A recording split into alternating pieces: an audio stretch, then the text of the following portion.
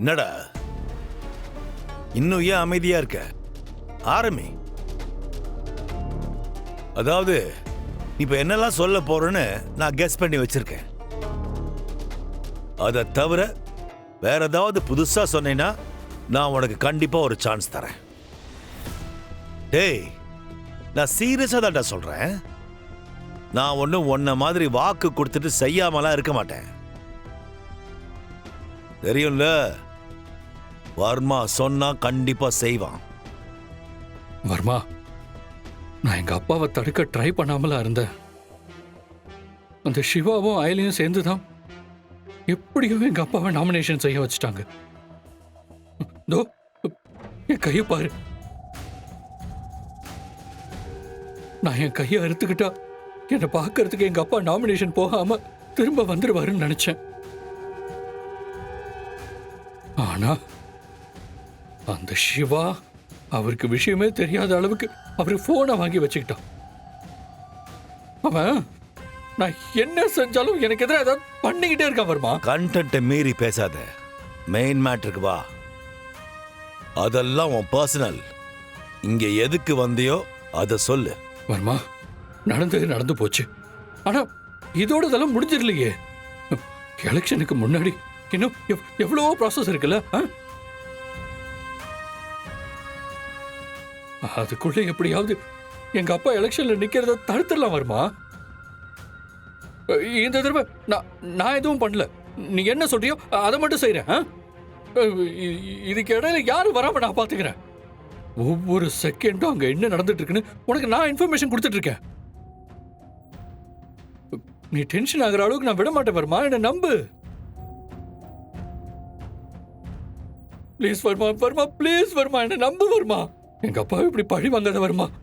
என்னோட மொத்த குடும்பத்தையுமே இது பாதிக்கும். இப்ப வரைக்கும் என் அம்மா எங்க அப்பா மேல நம்பிக்கையோட தான் இருக்காங்க. ஆனா இதுக்கு மேல நீ எது செஞ்சாலுமே கண்டிப்பா அது எங்க அம்மா தாங்கிக்க மாட்டாங்க. வர்மா, அவமானத்துல சூசைட் பண்ணிப்பாங்க. ஊருக்குள்ள எங்களை பெருமையா பாக்குற எல்லாருமே அப்புறம் எங்களை கேவலமா பார்ப்பாங்க. எனக்கு என்னாலும் பெருசா கண்டுக்க மாட்டேன். ஆனா என்னோட குடும்பம் கஷ்டப்படுறத என்னால பார்க்க முடியாது. வர்மா, என் அக்கா எங்க மேல பெரிய மரியாதை வச்சிருக்காங்க. இதுக்கு மேல நீ ஏதாவது செஞ்சா கண்டிப்பா எங்க அக்கா ரொம்ப அப்செட் ஆயிடுவாங்க. வர்மா, என்னோட தங்கச்சி சின்ன பொண்ணு. அவளுக்கு இன்னும் கொஞ்ச நாள்ல கல்யாணம் வேற இருக்கு. இந்த சமயத்துல இப்படி ஒரு விஷயம் நடந்தா வாழ்க்கை என்ன வர்மா ஆகும்? கொஞ்சம் யோசிச்சு பாரு ப்ளீஸ். ப்ளீஸ் வர்மா, என்ன வைஃப் கூட அப்புறம் என்ன மதிக்கவே மாட்டா. உனக்கு கெஞ்சி கேட்டுக்கிற வர்மா, இதுக்கு மேல எதுவும் பண்ணாத please please please Varma. Verma,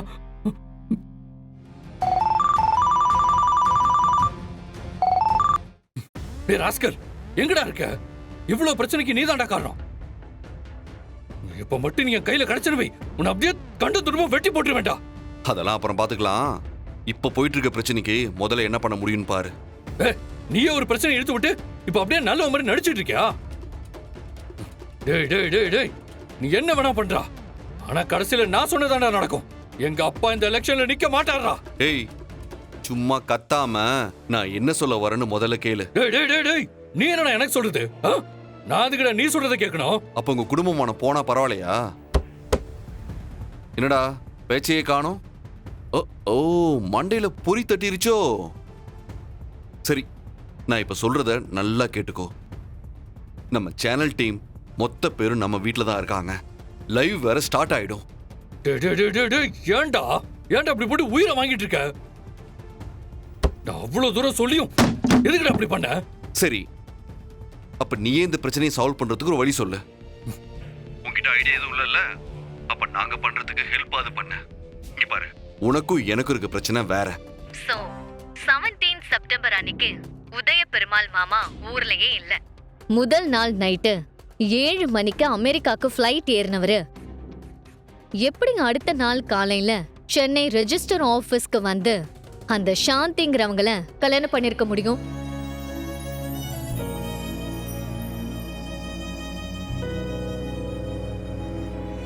இது உதய பெருமாள் மாமா அமெரிக்கால இருந்து ரிட்டர்ன் வந்த டிக்கெட். இதுல டேட்ட பாருங்க, 25 செப்டம்பர்னு போட்டிருக்கு. அதாவது அமெரிக்காக்கு கான்ஃபரன்ஸ் போன உதய பெருமாள் மாமா கிட்டத்தட்ட 1 வீக் அப்புறம் தான் இந்தியாவுக்கே வந்திருக்காரு. இதுல இருந்தே உங்க எல்லாருக்குமே அந்த லேடி சொன்னது உண்மையா பொய்யான்னு தெரியும்.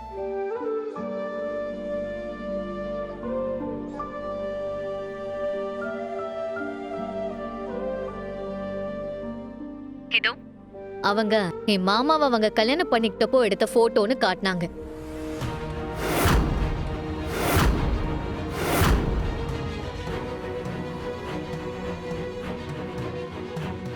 அப்படியே இதையும் பாருங்க. இங்க இருக்கிற டேபிள்ல ஒரு ஸ்மார்ட் போன் சார்ஜ் போட்டிருக்காங்க பாருங்க. 1996ல நம்ம ஊர்ல செல்போன் புழக்கம் அந்த அளவுக்கு இல்ல.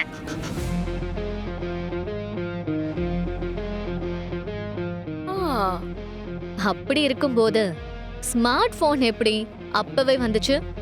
எஸ், இதுல இருந்தே நல்லா தெரியுது இந்த போட்டோவை மார்ஃபிங் பண்ணிருக்காங்கன்னு. உதய பெருமாள் மாமா எலெக்ஷன்ல நிக்கிறது பிடிக்காம அவர் மேல இருக்கிற காழ்ப்புணர்ச்சியில தான் யாரோ இப்படி ஒரு டிராமாவை நடத்திருக்காங்க.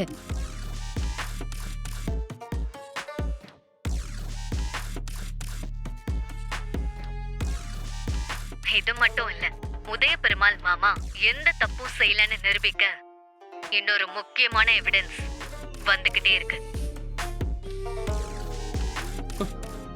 அப்படியா? சரி வருமா, நான் பாத்துக்கிறேன். தோ தோ இப்பவே கூட்டு போறேன். அப்படியா? தோ தோ உடனே கிளம்புறேன். டேய் வருமா, இங்க எடுத்துட்டு எதுக்கு ஃபோன் பண்றாரு? அண்ணன் இங்க இல்லையே, எப்போ கிளம்பி போயிட்டாரே. ஓ, அதனால தான் எனக்கு கால் பண்றாரா? டே டே டே டே கபிலா, எங்க போற? டேய் போலீஸ் இந்த இடத்த கண்டுபிடிச்சிட்டாங்களாண்டா. அதான் வருமா எனக்கு ஃபோன் பண்ணி முதல்ல அந்த லேடியை வேற இடத்துக்கு மாத்த சொன்னாரு. டேய், என்னடா எல்லாரும் பாத்துட்டு இருக்கீங்க? சீக்கிரம் எல்லாரும் கிளம்புங்க, போலீஸ் வந்துட போகுது. கிளம்புங்க. ஏ என்னடா? ஏய், சீக்கிரம் வாங்க, போலீஸ் தேடுது, வாங்க போலாம். ஐயோ சார், நான் அப்படி பேசுனதுனால எனக்கு எதுவும் பிரச்சனை வராதுல்ல? இங்க நடக்கிறதெல்லாம் பார்த்தா எனக்கு ரொம்ப பயமா இருக்கு சார். ஏங்க அதெல்லாம் ஒண்ணும் ஆகாது, வாங்க போலாம், வாங்க.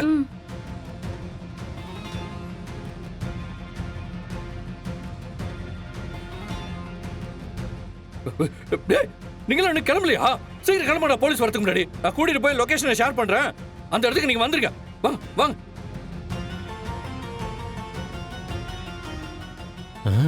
என்ன இவன் பாட்டு கூட்டு போறான்? டேய் அவன் உங்களை மட்டும் இல்லடா என்னையும் சேர்த்து ஏமாத்திருக்கான். போங்கடா, போய் சீக்கிரம் அவனை கண்டுபிடிங்க. போங்க. சரிங்கண்ணே.